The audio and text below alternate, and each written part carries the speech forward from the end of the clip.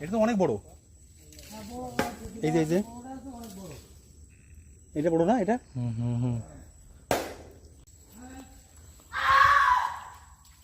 বাচ্চা কাচ্চা লালন পালন করা এটার জন্য অনেক ভালো। দুদিন পর সবচেয়ে ভয়ানক দেখাবে এটা। ভয়ানক বলতে এখানে যখন আসবে তখন এরকম লোকজন একসাথে আসবে, 2-5 জন 10 জন একসাথে না আসলে তো বিপজ্জনক হয়ে যাবে। বেশিরভাগ সময় এখানে কাটায় ওরা। এই যে মাঝখানে উঁচু ঝাড় আছে না, উঁচু ঝাড়গুলো জায়গায় এখন উঁচু ভিতরেও আছে। এই যেরামে একটা জায়গা এই দুজাড়ে কাটি থিতেছে বাঘ ঘুমায় এই জায়গায়। পানিতে তো আর থাকতে পারে না, রাত্রে জোর হয় না, দিনের বেলা না এদিকে ওদিকে ঘাটি। এদিকে একটা ফেসটা ঘুরান।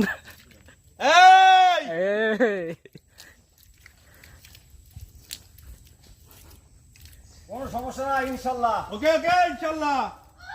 এখানে আসলে ব্যাচেলার পয়েন্টের ওই পাশা ভাইয়ের হেতে কাজ হবে না, এখানে হেটা একটু লাউডলি বলা দরকার। এখানে হেটা হবে কিরকম?